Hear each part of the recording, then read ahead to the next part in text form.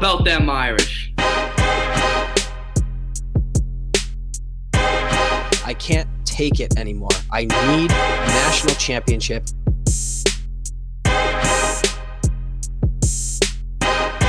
This is the Four Horsemen podcast.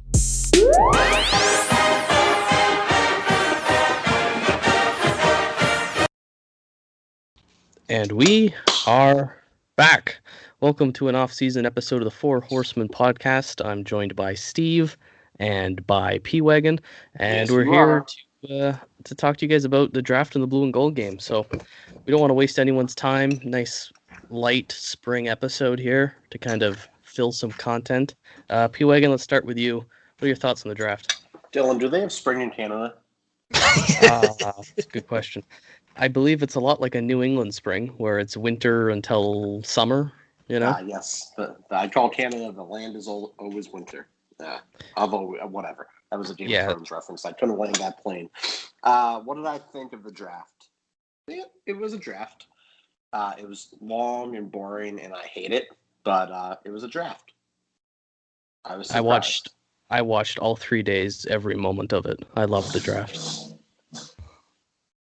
Fair enough. I liked the draft in the fact that I think we had some great surprises, which we'll all cover. But I also didn't like the draft in the fact that no Notre Dame guys landed on a Pittsburgh Steelers roster, and the last guy from Notre Dame to go to Pittsburgh has turned out pretty darn good. So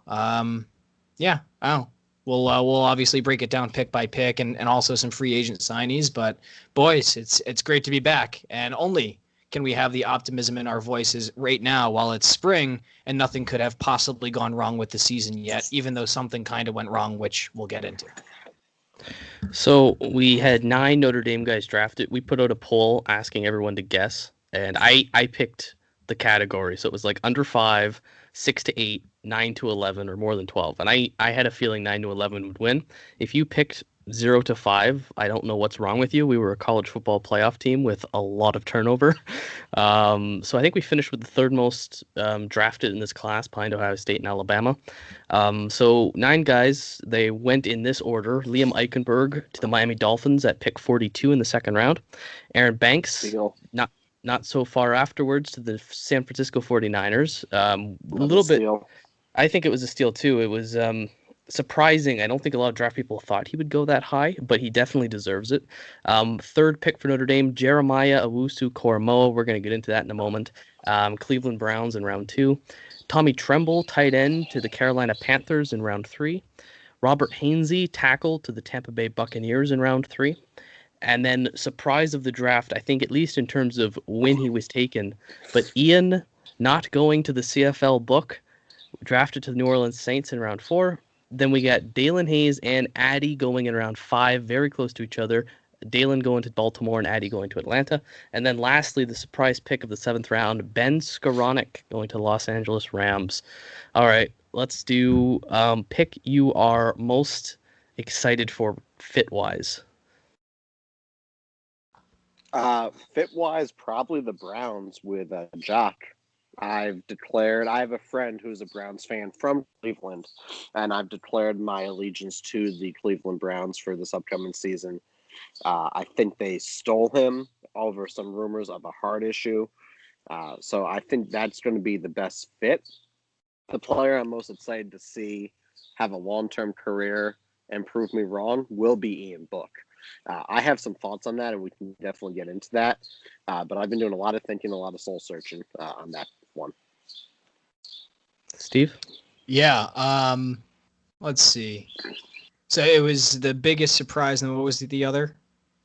Once more. Oh, just fit. Which one you liked, or which one you're most excited for? Best fit. Okay, so best fit. I'm going Addy Ogundeji in the 5th round to the Falcons. That's a low risk pick, extremely high upside. We know Addy's a ridiculous athlete. He's the longest human being on the face of the earth. There's a reason why his long ass arms forced so many fumbles in the course of his career. Sorry for my little rat fucking dog. And then surprised by was Tommy Tremble. Tommy, I love Tommy. He's always Tommy's always been awesome, and I think he had so much more, great assets and athleticism to him that he just did not get the ball enough, and I really wish he had. Obviously, Michael Mayer played a role in that, but I think it's going to be very unique to see with a new QB situation down in Carolina how he kind of finds his own into the league, especially as a blocker. I mean, he's gonna get in to the lineup relatively quickly because he's willing to take guys on like a psychopath, and that's what I love. Yeah, he was a big riser in the draft, just off pure athleticism alone. I'm going to go with the opposite of what P. Wagon said. I'll say best fit for me is Ian Book in New Orleans. I think this is a perfect draft pick. I'm not saying Ian Book's going to make it or he'll ever be a starter or whatnot. I'm making no claims there. I just like the fit where New Orleans doesn't have a quarterback.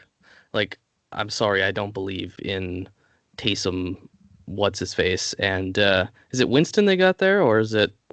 They do. They have Taysom Hill, Jameis Winston, and they have Trevor Siemian. Yeah, so that's all awful. I have never been a believer in Jameis Winston. So just really quickly, they have Tim Tebow 2.0. They have a blind guy, and they have a guy that's really tall that can throw the ball to the other team like no other. Okay, worth noting. Yeah, so Ian's got a good shot there, right? Yeah, he's going to start. We can put that on paper now. They didn't draft him in the 4th round to not eventually start. Taysom Hill is a fly-by-night jerk-off. Jameis Winston sucks. I don't care he won the Heisman. He's a piece of shit quarterback. And Trevor Siemian. Yeah, it looks good for Ian there. That's why I like the fit. I also like the, 6-foot short quarterback from an Indiana school going to replace a short quarterback from an Indiana school in Drew Brees.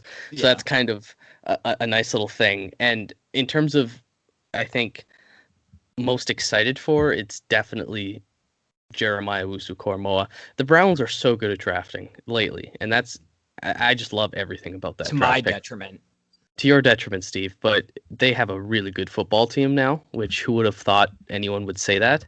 And Jeremiah patrolling out there is going to be pretty crazy. I knew they had some concerns about the what's the Clemson DB last year / linebacker, Isaiah Simmons, who was half linebacker, half safety, and nobody knew where to play him, and people struggled with it. And I know that was a hesitancy with Jeremiah, but how great are we at the Fort Horsemen podcast to be the first ones really out there to say it was a heart medically flagged, whereas Dalton Miller and some other NFL guys were saying, we don't know if he fits well, he might miss some tackles, we don't know what position he is. Screw that. We knew what it was. It was Dylan, can I just say something? Go ahead. And this is why I hate the NFL draft.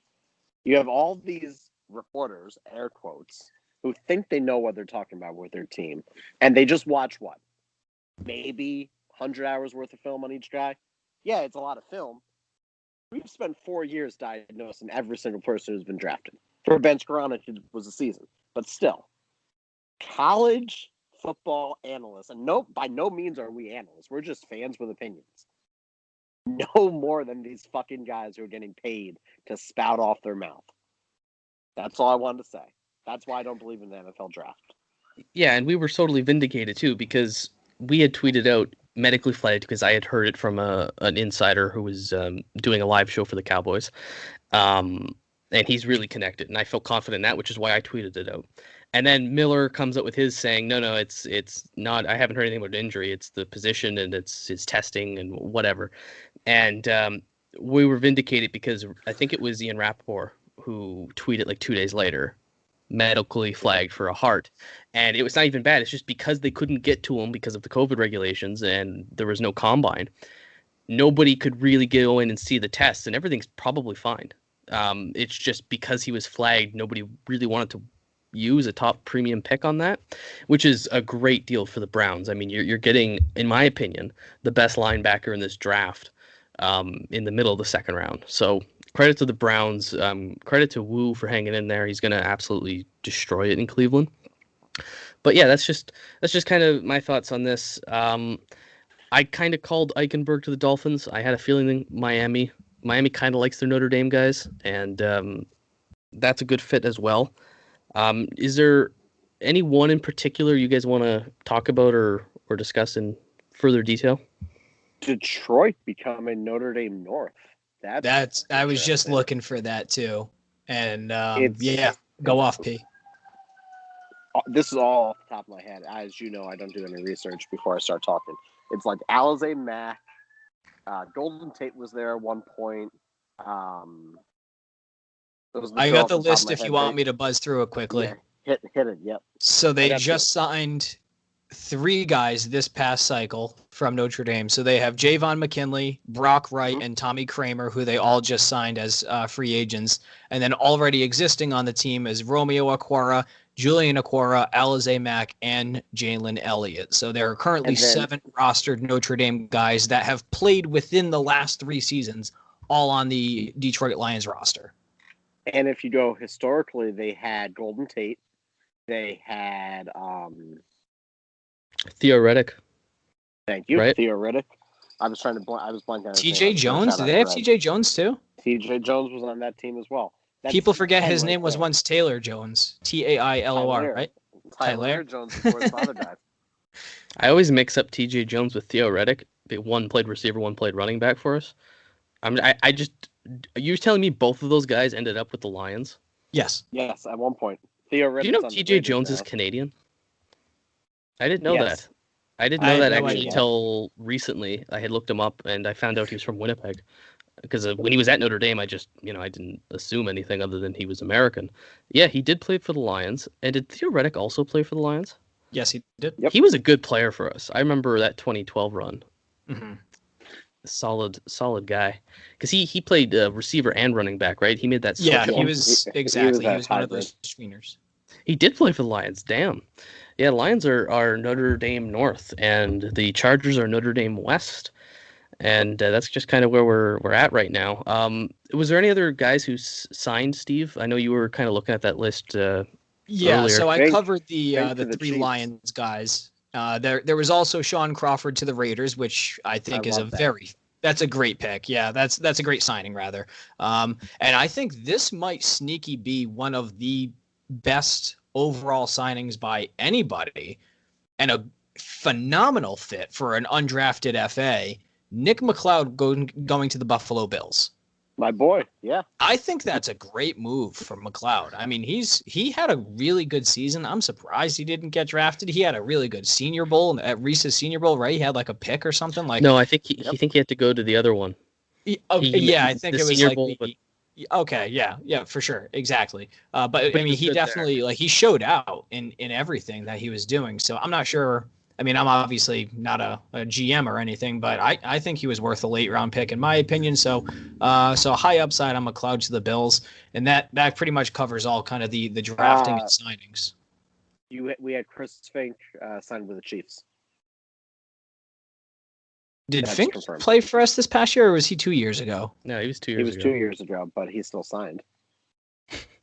Well, he worked out at multiple pro days. He worked out at Trevor Lawrence's, at Notre Dame's, and the Chiefs took a flyer on him. So I think he'll be one of those players that may make squad, but it'll be tough. And I guess it's really topical just for a really cool little story, but for anybody that did miss it, when Chris Fink signed that, I actually just kind of jogged my memory, which as we know is a phenomenal memory, the best, honestly. Anyway, once he signed with the Chiefs, there was screenshots that came out from Julian Edelman where Chris Fink had DM'd him and said, "Hey, I'm like a guy at Notre Dame, and I'm trying to make my way into the depth chart.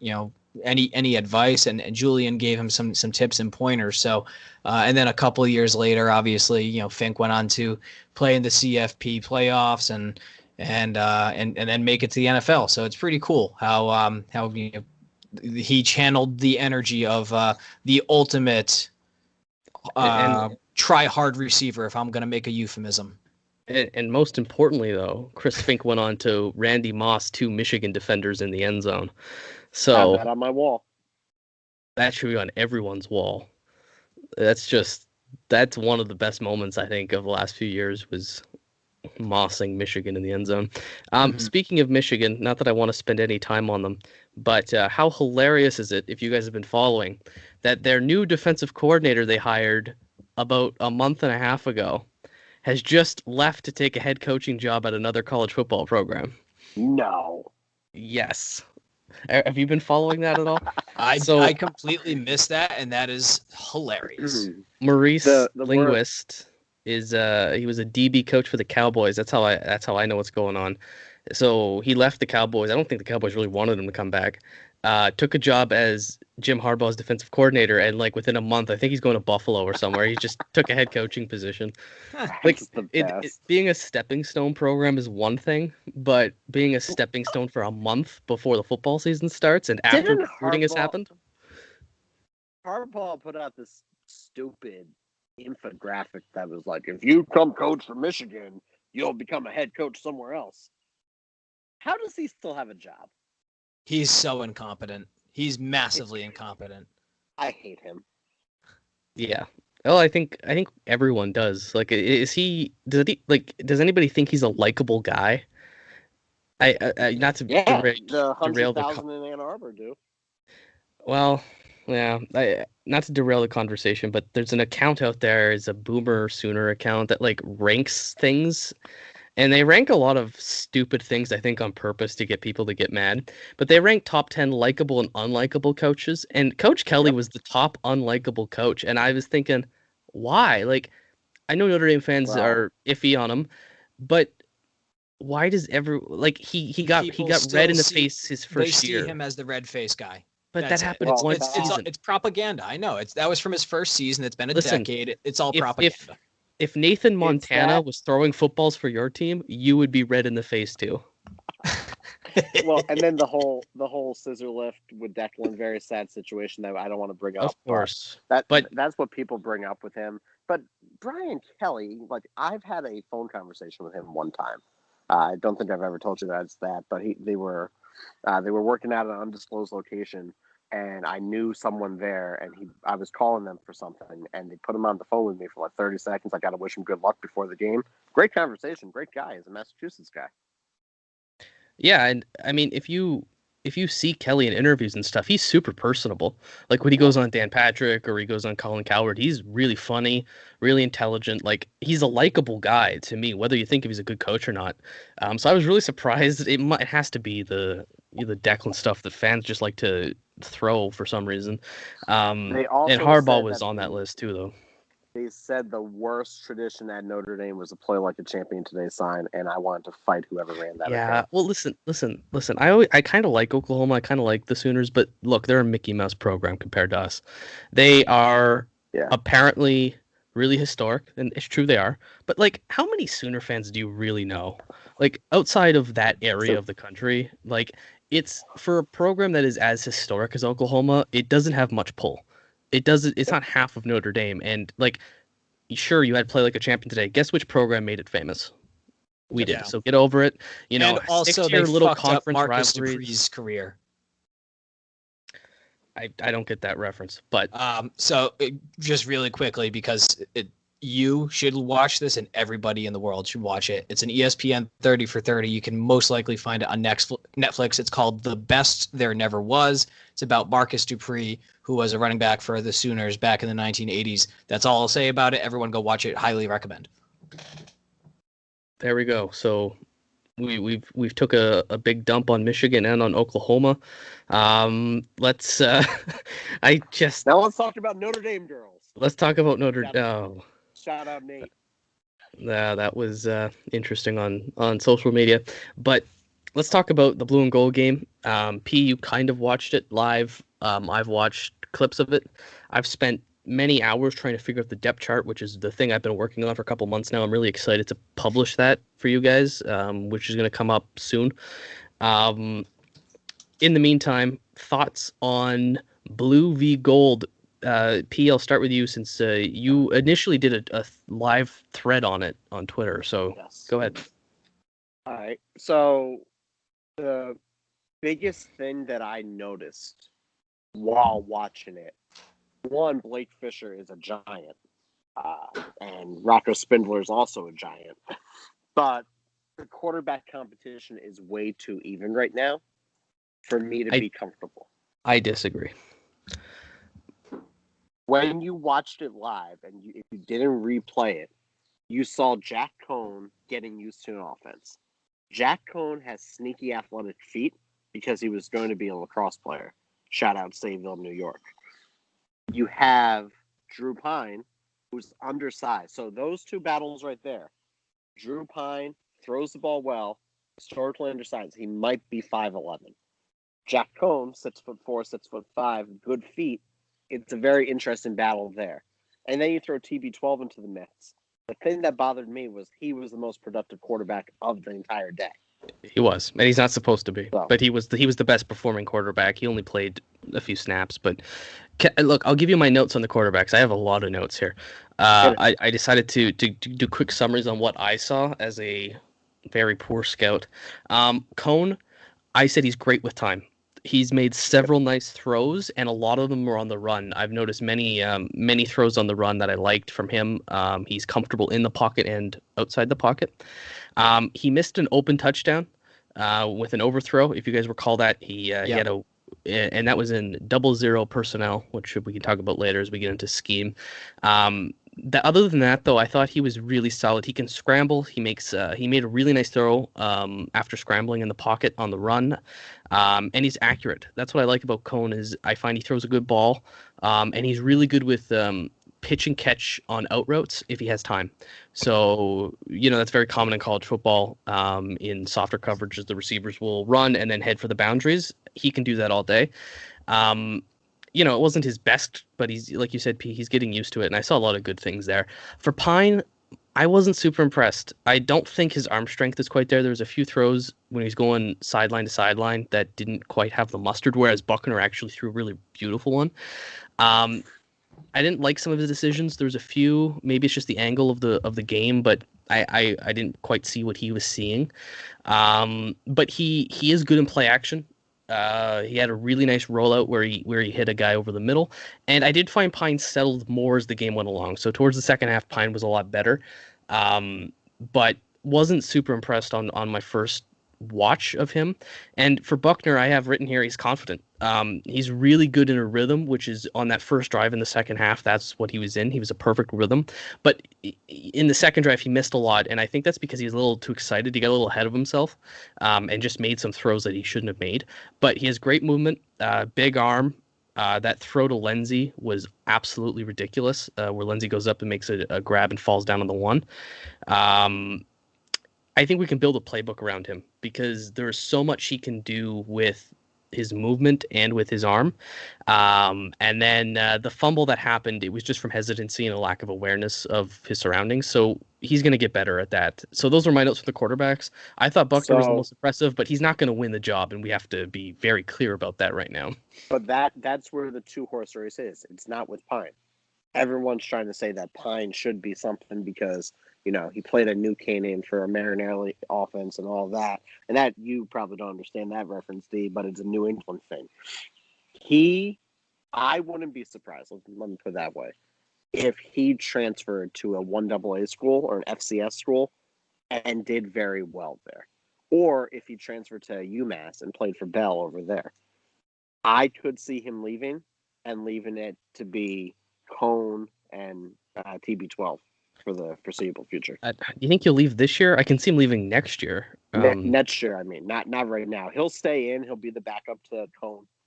Yeah, right. With the instant transfer rules, I think he has the hope that he gets in this year at some point, but next year probably gone. Yeah. So those were just my quarterback notes. Did you have anything else, Steve, going around the horn here? Do you have anything that you saw from the clip that I sent you? Yeah. Do you want me to cover just the quarterbacks or just give you the quick notes? I only have about 5 points to make. Yeah, go ahead. Anything you want. So my 5 points to make. 1, this defense swarms like a son of a bitch. I mean, we already knew this about them over the past couple of years, and I'm not sure if this is kind of the Marcus Freeman effect right now, or if this is kind of more systemically being built out by great recruiting and great development over the past 5 years.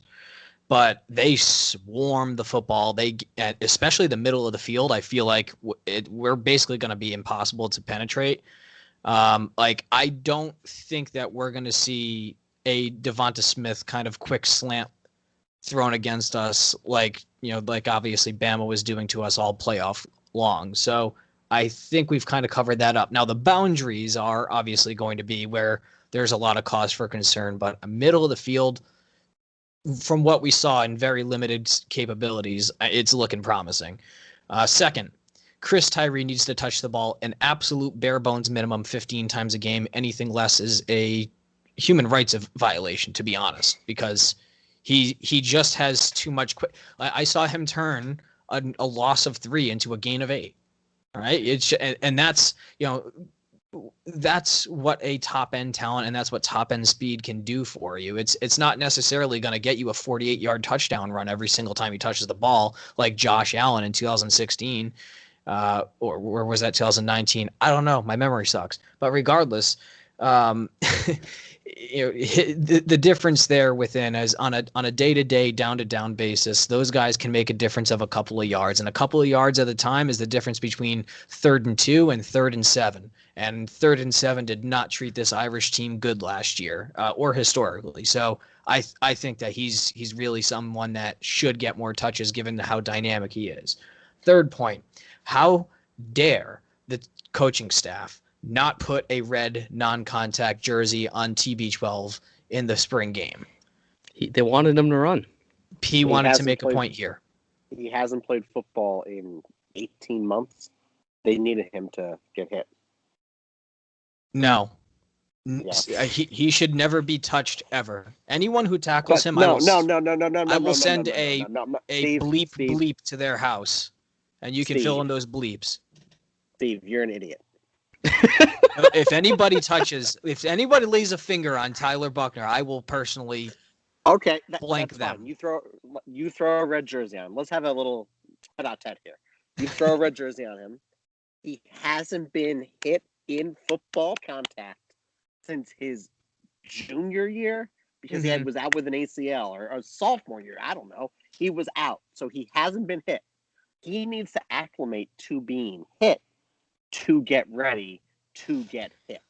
Okay. Also his game style, what you're right? saying. Counterpoint, Blake Fisher. We have a fantastic offensive line. Tyler Buckner should not be touched in the 4 years that he's here because he's going to play all 4 years and win 4. Also, Tyler Buckner played rugby in high school. Don't know if you know about that. Don't know if you know. I also play rugby. Me and him are pretty much the same person. So, you don't have to worry about him getting hit. But I want to see him put his head down, roll out, and run for, a touchdown. He will do that. He has that rugby speed. If anyone has any tape on Tyler Buckner playing rugby, you know where my DMs are. Please show me. I am staying steadfast in my view that if anybody touches Tyler Buckner, I will personally kill them. He is but rugby. We're going to move on. The Bruins puck drop game 2 in a couple of minutes, so we got to get the show on the road here. That was good banter. Missed that. But throw in not only a red contact jersey around him, but also a gigantic bubble, and if anyone touches, they'll kill him. Okay, final point. One of the following is true, and I'm not sure if I'm terrified or excited. And we'll talk this one out amongst the group because this will be my last point. One of the following statements is true, and I'm not sure which.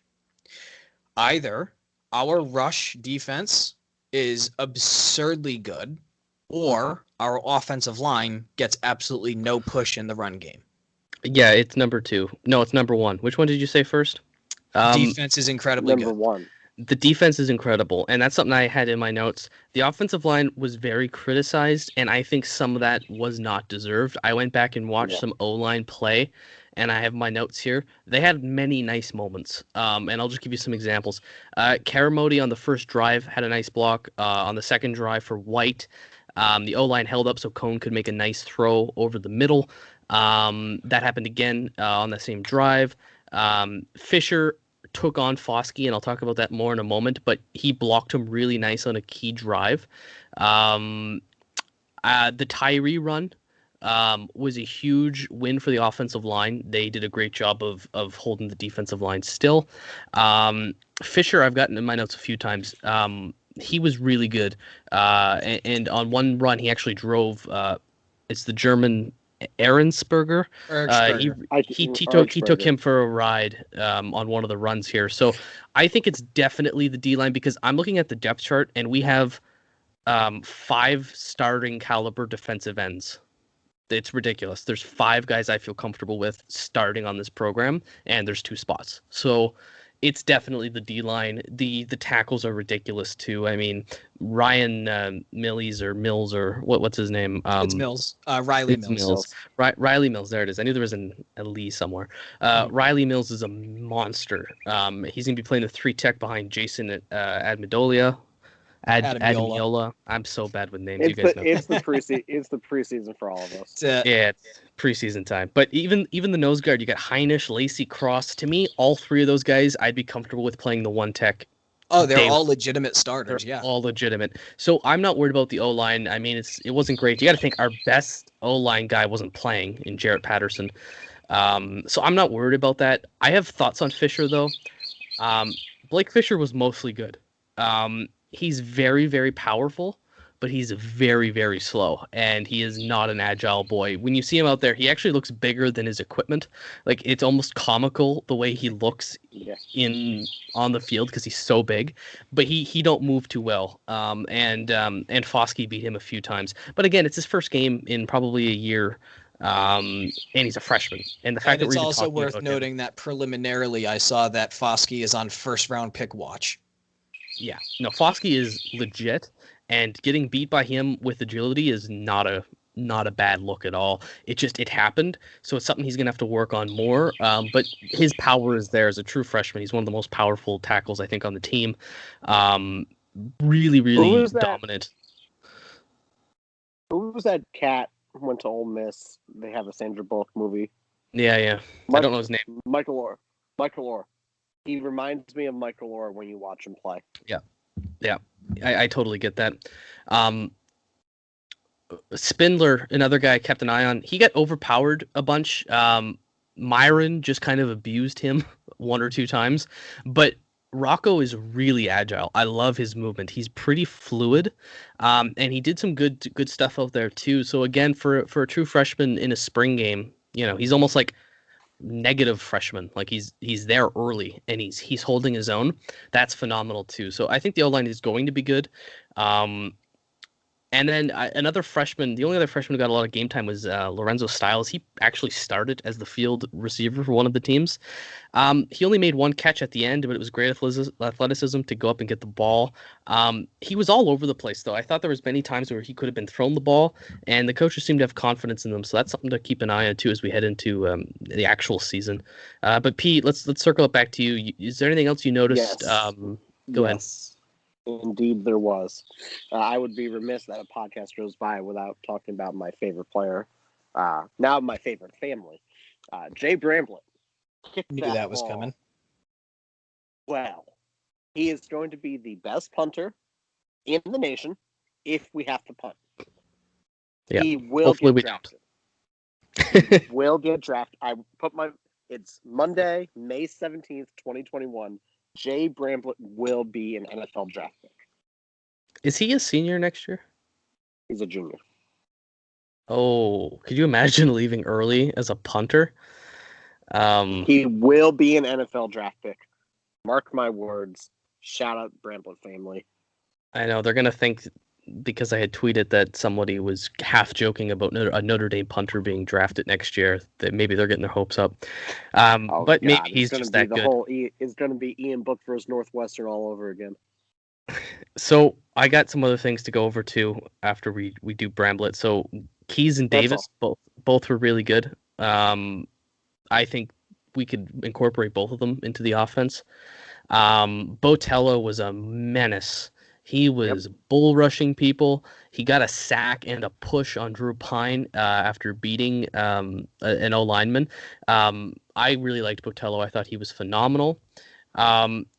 Overall, just some nice throws, nice interception by Simon to undercut the route. Myron was my player of the game. easily. I think having him in that strong end, kicking him out from DT to strong end is going to be disastrous for other teams. He's just really, really good. Yeah, I thought even the DBs weren't too bad either. I thought Offord played decently well. We didn't see too much of Philip Riley, but they had him in the field cornerback spot. He looked decent. Tariq Bracy had a really good game. They mixed him up in the slot and outside. So interesting to see how that's going to work too. So I have hope for the DBs. I was really worried about that going in. I got to shout out Litchfield Ajavon. That boy murdered someone. He got away with a helmet to helmet. But like 2 plays later, he does it again, and he breaks up a pass in the end zone. That guy is going to be, I think, a surprise player for us next year. Maybe not I love like Litch. a starter. I do too. And he plays with a tenacity to himself. So I really looking forward to see him get some snaps this year. I mean, he has old man anger because he is He's 39 years. He's 39 years old. 102 years old. Yeah, I mean. So I've got scheme to talk about unless you guys have something to go in first. So I don't want to hog up the time here. So really quick point just to circle back, like Jen Psaki really quickly. Jordan Botelho. He's not the most physically impressive person on the field at all. He's your standard, I think, 6'2", 220. So he's not imposing in any capacity. He's not extraordinarily fast, but he is always, always, always around the ball anytime I've seen him on the field. So I'm very intrigued by him and really excited for the future. And especially at the linebacker position, we have, and incoming in this recruiting class also, an astronomical amount of depth, but it's going to take a couple of years for guys to get in there. So him being a kind of a tweener guy that can play D end or even linebacker if he wants to, going to be interesting to see how his career shakes out. But I'm excited for him. But I'll pass along to you. Maris Leofau, I love him. Yeah, he was good. He got burned one time on a throw. It was almost funny. Like, he had a really good game. I really liked Maris Leofau, but there was a play-action play where he lost his man, and the cone hits his target over the middle, and Maris Leofau is just, you can see him. He's looking at the receiver thinking, like, whose guy is that? Not realizing he lost his guy because he just didn't see him. And then it was just really funny. It led to a big play. But otherwise, he was fantastic. But something I was looking for is the scheme, obviously, to fill out the depth chart and to see which way Marcus Freeman and how the offense is changing and all that stuff. So first play of the game, it's a banging first play. We have empty backfield, 4 receivers, and cone hits Wilkins deep. Way to start the game. I'd love to see more of that. And that's kind of set the tone. We played shotgun all game. I noticed the first time I noticed this under center was in the second quarter, and it was a Drew Pine play action pass. We are always in the shotgun. We threw the ball a lot too. From what my notes in the condensed game, we were in the first quarter 3 pass to every run. Really pass heavy, which seems to be a little more dynamic. I think also there's less tight end sets because we just don't have as many good tight ends this year. And I think that's the one good thing of Tommy Tremble leaving, as much as you'd love to have him, is that now there's less of a pressure to get 2 tight ends out there all the time and just roll with Mayer. And as we know, when you're in a more 10 personnel or 11 personnel set, you're more likely to be efficient on the field. There were some cool play action calls from the shotgun / RPO where either the running back or the tight end receiver would run a flat, and I think that could be super effective against really aggressive defenses. Really nice. That's just a stick route. What they were doing there, and I'm looking up at my whiteboard in the sky right now. They would run that RPO action, and they would run a stick behind it to get the linebacker who was overly aggressive. In the type of offense that Reese is going to run, and this is a very basic offense right now. We aren't into camp yet. The stick routes are very effective, especially with the tight end. Or if they decide to use it, kind of like what Auburn did with the F-back or H-back, where they can slide them over and slip them out. So I'm a huge proponent of the stick route. I am a huge fan of how Auburn runs the H-back tight end kind of combo right there when they're in from the backfield. Yeah, a full agreement that I think there's tons of opportunity to open up the field with multiple tight ends. So I'll pass along. That's what we did. That's what we did with Mayer and Trimble last year too. Trimble became that H-back. Mm-hmm. So that's what I liked some certain play calls too. There was a nice wheel route with Chris Tyree that was beautiful. They were using him more in the throwing game. Lots of jet sweep motions, and then faking the ball to the running back. So you got misdirection in two directions, and it really flew a lot of defenders off. That's how Buckner scored his touchdown. There was the fake handoff, and then there was another big play too where that occurred. So that's something to keep an eye on. A lot more motion was something I know the NDF analytics guys were kind of calling for this year. Overall, I actually thought the offense was good. It looks like we're throwing the ball more. We're a little more in shotgun, a little more aggressive personnel, and I like that. D scheme. People were wondering what Marcus Freeman's going to do. This is my notes. We were mostly in our 4-2-5 base. That didn't change. We had 4 down linemen. We had 2 linebackers, 4 DBs, and the rover. However, there was a lot of 3-4 looks, and the way the 3-4 would look is 3 down linemen and then 2 outside linebackers that were basically edge rushers. So you have a 5-man front. There was a lot of that too, which was really interesting. So you still have your 2 middle linebackers essentially, and you got 5 guys on the line. We didn't blitz much. I thought maybe that's something he's hiding, but Marcus Freeman showed a lot of blitzes and actually dropped a lot of linebackers back.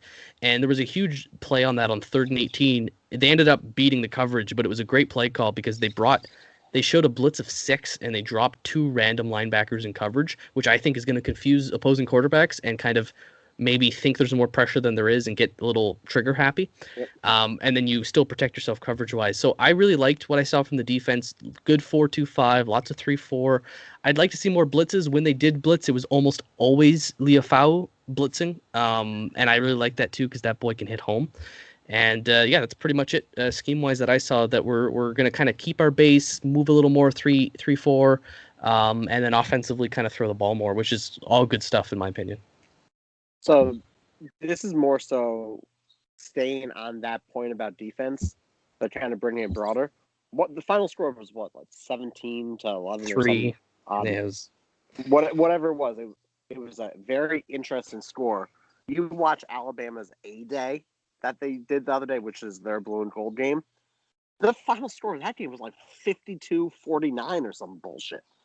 So, does that mean Notre Dame is just playing against the best defense in the country right now? Or does that mean that Alabama didn't play any defense in their game?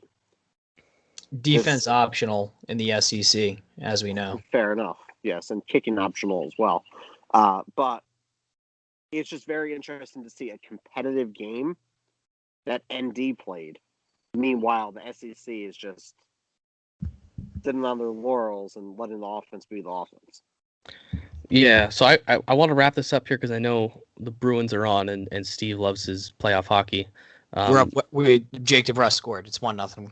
Not a big deal. Nice. I got my hockey team going on Wednesday. So let's 2 things here. It's 1-1.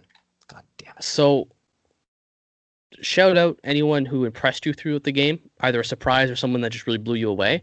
And then there's one more thing I want to talk about before we go. So we'll kind of do this in a short little wrap here. So P, can you name someone you were really impressed with in the blue and gold game? Tyler Buckner. I know it goes Nice. without saying, but I like him a lot. Steve?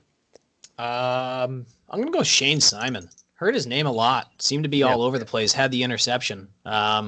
Yeah, I mean, this is his year to basically just say I'm an NFL caliber player or not, and it's really make or break for him. And he looks like he's stepping up to the occasion. Yeah, our linebacker group was going to be silly this year with him and White coming back. You know, it's very rare you get both your linebackers as 2-year starters. And then when you throw in Bo Bauer in there, Leafau, Jack Kaiser, who's going to be, he looks like he's going to be. Kaiser. Yeah, Lamb left, but Kaiser looks like he'll be the rover, but I think he'll be the rover and sometimes the linebacker. I think he's just going to be everywhere. Yeah, it's really exciting. So last thing I want to talk about, and this one's going to hurt, Jordan Johnson transferring to Central Florida. What are your thoughts here? Because I think this is the only news we haven't really caught up to in terms of Notre Dame this offseason. P, I will defer to you because I know you have some strong opinions, and let's get those spicy takes out there. Good riddance. He wasn't a Notre Dame caliber player. That's what it comes down to. He sucked in the spring game. He couldn't learn the playbook. He's not Notre Dame caliber. Let him play in not the Big East, but where UCF is. I think Steve? it's like the AAC, but yeah. The AAC, yeah. Yeah, my thoughts are twofold, and they're completely opposite sides of the same token. I think whatever, screw it. First thought is that man, oh man, we have a gigantic hole in the depth chart, and it just really sucks because we seemingly have the next 2 years with no clear guy to come in and be the dude, because more likely than not, this will be Kevin Austin's last year. We know for a fact it's obviously Avery Davis's last year. I think Joe Wilkins is out of eligibility as well. So like, well, everyone has an extra year because of COVID. Yeah. So Wilkins can come back, but Lindsey's the guy with Austin that you're expecting to lose. Mhm. But yeah, you got a Jordan Johnson sized hole in your depth chart right now. There will But be do you? talent, but there's going to be young and unproven talent that will probably not have much game experience up to that point, and that's what's scary. But P, you wanted to get in a point. Yeah, you don't lose talent if talent didn't produce. So Yeah, I get the tough love take too. So here's the thing: it's not even tough love. Like, if he's not on the field producing for the team, he is a distraction outside because he's tweeting during games. Man, I wish I was out there. Figure it out. I didn't know about that, and I don't want to comment on that. But I'm always pro athlete, especially in the college game. You have to be pro athlete, I think, in their ability to choose where they go. So I'm happy he's finding a place where he wants in Central Florida, and I believe in the instant transfer rule, so I'm happy for him. Mhm. I don't know his story. I've heard maybe academics. If that's the case, fair enough. If it's a culture fit, fair enough. But if it's playing time, and look, I'm pro athlete here. I totally support his decision to leave. But it can simultaneously be true that the coaching staff should have been playing him more because, one, our receiver group wasn't great, and two, he was a 5-star receiver with a lot of talent. And like Michael Mayer, he should have saw the field. I think a lot of the listeners do, and I know you do too, Steve, we wanted to see more of him in mop-up duty, in weaker games. Sometime we needed to see Jordan Johnson, and I think we can absolutely criticize the staff for not playing him enough. On the flip side, so that can be true, it is also true that you're a freshman and you can't really be expecting to be starting as a freshman. Now, I'm not saying that's why he left, but if it's, you didn't get enough game time in your first year, I just don't think that's a reasonable expectation for a college athlete at a college playoff program, right? Notre Dame is, even though a receiver group wasn't top of the world, it's still full of scholarship athletes. We're competing for a national championship, and you're a freshman. And look, not many freshmen get to play. Michael Mayer is kind of the anomaly. We're not going to see many freshmen play this year other than maybe Blake Fisher if he wins the left tackle job, which is something we're going to talk about in the next episode. But if that's the reason, and I'm not saying it is, I just don't think it was reasonable for you to expect to play in your first year, and then leave, So if it's any other reason, I support him. I hope he does well. I don't want to comment on anything like that because we don't know anything, and that's another thing with these things. But from my perspective, it's more about the fans. So what I'm saying here isn't for Jordan. It's for just the fans who are getting mad at the coaching staff. It's like, yes, we should have seen them play more, but you can't blame Coach Kelly and Coach Rees for him leaving after not seeing enough game time. He's a freshman come on. He's a freshman. So there's a reason he's getting. Yeah, go ahead. There's a reason that Kelly, Reese, Freeman, even Lee at Vanderbilt now, why those coaches wear the coaching polo on the sideline and are in the locker room on Saturdays, and we are watching the game on television. Notre Dame fans, this is not directed to me, Dylan, and Steve, but it can be if we want it to be. The coaches know a whole hell of a lot more than you think you do. You're on Twitter and you have your Twitter fingers criticizing every play that happens during the game, and we do it too. But there is a reason that they are getting paid to coach football, and we are paying for beer to watch football. That's all I'm going to say. They're a lot smarter than we are or will ever be. And I'll bridge that gap for you. By the way, Patrice Bergeron scored. He's the captain of the Boston Bruins. It's not a big deal. Greatest person ever to live. Nobody cares. It's Jay Bramblett.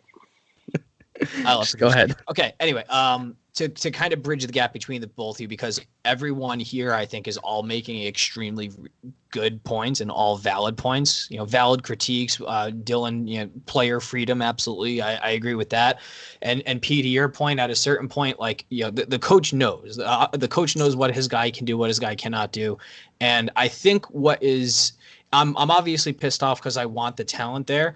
But maybe to P's point, the talent isn't there because at the end of the day, Jordan Johnson, a supposed 5-star wide receiver he is from St. Louis, Missouri. So if this was about going home and being more comfortable, he would have gone to the University of Missouri and people would have said, oh, all right, he went to a crappy program, but it's because he's being closer to home. And that sort of thing does happen. He went to UCF to play in the AAC. Yes, he's going to have yards. He's going to get catches. He's going to have girls. He's going to have partying and all that sort of stuff. And maybe that more suits his personality. And that could be it. That could be it too. That could be it. Right? Obviously, South Bend, Indiana, not exactly the South Beach, but at the end of the day, shout out Nate. Shout out Nate Atkins. But at the end of the day, we're not losing a guy that's going to Clemson, Bama, Georgia, Texas, USC. We're not losing a guy to a top-tier program. We're losing a guy to a semi-relevant, middle-of-the-road program. And that's what is helping me square the circle. And that's what's helping me just say, hey, you know what? Really love the guy signing. But now the way it's shaken out, I can see that it just wasn't meant to be, and I'm cool with letting him go. Yeah, 100%. I'd prefer it if he was here, but that's not for us to decide. And we don't know, and that's a good point P made. We don't know what the coaches see every day. Maybe it just wasn't a fit. Maybe it was academics. Maybe it was just you want to play immediately. We don't know. And that's why I think we need to definitely lay off the player. On social media, this is this person's life. Don't tweet at players or never, recruits. Unless it's positive. Stop that. No, not even if it's positive. If it's a recruit, stop tweeting at yeah. recruits. And let me get on real quick soapbox real quick, and Steve will let you go after this. There's an account. I'm not going to name the account because it doesn't occupy my brain. Every time there's a potential recruit, he puts on Instagram, blow up their mentions, tell them to go to ND. Stop doing that. You don't slide into mentions of high school kids. Stop it. Be a good fan. Stop being creepy. Yep. They are Use your kids. platform for good. They're kids. Use your platform for good. They are kids. I wish Jordan Johnson all the best. Whatever he does in the future, good for him. Stop tweeting at recruits. They are still humans, and they are still kids. Yep. Yeah, 100%. That's where I was going with it too, right? You just kind of extrapolate that principle to Jordan Johnson online. It's his life. Lay off. And that was my thing I was getting to with the playing time thing. You can blame Kelly legitimately and Reese for not playing him enough, but I don't think it's fair to blame them for the transfer because of the game time. That's all I was trying to get with that. Player, I think all of what we're saying is compatible here because if he's not a fit, he doesn't want to be here, fine, fair enough. Absolutely. We got other things I think everything do. is incongruence, but you can hold all of these opinions simultaneously. None of them intersect in a negative manner. So you're correct, Dylan. All right. I'm done. Do you guys have anything else you want to talk about before we peace out and get to some playoff hockey? So let's just give people kind of a preview of what the summer is going to look like. Obviously, we don't do episodes all the time. We do like to check in at the relevant times. Obviously, this week was the draft recap and the spring game. But Dylan, if you wanted to kind of just bring us out preliminarily what you see kind of going on schedule-wise this summer. Yep. So in the next week, 2 weeks, 3 weeks, sometime soon, I want to publish a podcast on the depth chart that I've been working on, and also post the depth chart online, a full depth chart of the entire scholarship team, and analyze position by position. It's still early, but it's good to get that out of the way soon, especially now that we have a greater idea of where everyone is playing. So that's going to be the next episode, and that will be like a companion with on Twitter an actual depth chart so you guys can check it out and see where we're projecting. After that, it's nothing really planned. We might drop something every now and then if any kind of news comes up. But, August comes around, you can bet that we'll be here to do a schedule preview and a season preview, and then we'll get into the season 4 of the Four Horsemen podcast. All right. And then now that we've covered that, let's just end up with some closing thoughts just in general on the draft or the spring game or anything as we head into summer. Dylan, let's start with you. Draft went well. Notre Dame is at its best since the 1990s. Blue and gold game revealed a lot of cool information, and should be nice to each other. Let's have a nice peaceful spring and summer, or as in Canada, winter and summer. We are currently in summer, by the way. It's I know you Americans don't know Celsius, but it's like in the 20s right now, which is pretty hot for me. That sounds weather. Frigid. Yeah, What's that in American? 80, I don't know, somewhere around there. So, so that's it. Have a nice little time off so we can get together for the season, hopefully in person, and just keep that in mind. So go Irish. All right. Thank you, Dylan. P, I'm going to let you close this one out because I'm just going to really quickly give my thoughts. 1, spring game was cool. Would have wished for higher scoring, but I think it's indicative that our defense is going to be absolutely disgusting, and we are, in fact, going to win the national title. It feels like 93. Don't know how, but we'll figure it out. And then other thoughts. Go Boston Bruins. They should win the Stanley Cup. If they don't, I'm going to kill myself. And then last thought here is, speaking of killing myself, despite the bad weekend I had, I was at a wedding. P, my promise to you, accountability buddy, is that it's going to be hashtag skinny season for the rest from now until September. No booze, working out, doing workout stuff. I don't know how to do it, but I'm going to figure it out, and we're going to get skinny because P and I are getting married 1 week apart this upcoming September, and that's my full update. And P, let's get those closing thoughts. Talked about synchronicity on the podcast. Me and Steve. That's wild. I'm getting married the day before the Wisconsin game. Steve's getting married the week after, or week before. Week before. September 18th, Purdue. You got Purdue. I got the September 24th before Wisconsin. Nice. So you're all not invited. During the season, if there's some games that we do have a way to do Twitter Spaces, so you can listen to us talk and actually watch the game with us. So that's going to be super cool if we can figure out how to do that. Really just general takeaways. Be nice to each other. Stop yelling at people for having different opinions than you. Rest in peace, Lou Samoji. Very sad reporter for Notre Dame. Lost him over the right before the blue and gold game, actually. And final thought, big news for me. I've recently become official advocate Notre Dame.